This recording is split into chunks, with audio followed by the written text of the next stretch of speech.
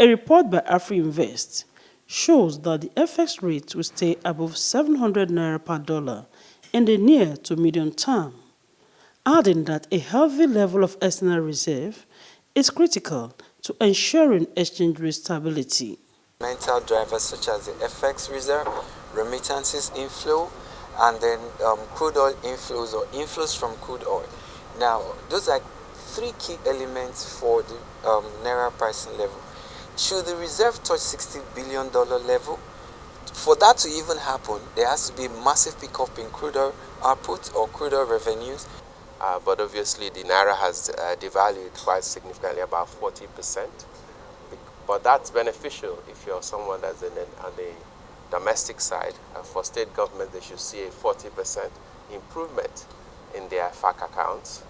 At the same time, by removing the full subsidy, we estimate that the government will save about 2 trillion just from the subsidy removal alone, and by this year.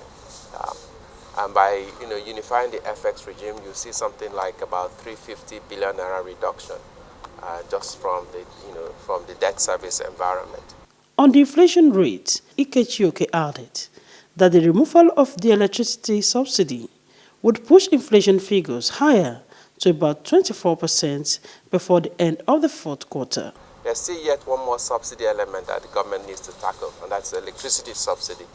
And we see that coming out this year could even further push inflation from 23% up to 24% towards the end of the third quarter of the year, before we can then see inflation being reined in under control.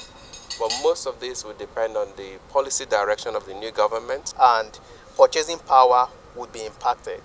It is what the government now do in terms of taking care around the bottlenecks of activities, businesses, transport, investment in infrastructure, and using that savings from subsidies, channeling it into very productive sectors. Can they set up a fund? So we would say to provide transparency, that's implied savings. They expect the federal government to properly utilize the savings made from fuel subsidy removal to ameliorate the sufferings of poor Nigerians. Kiru Nwokedi, AIT News, Lagos, Southwest Nigeria.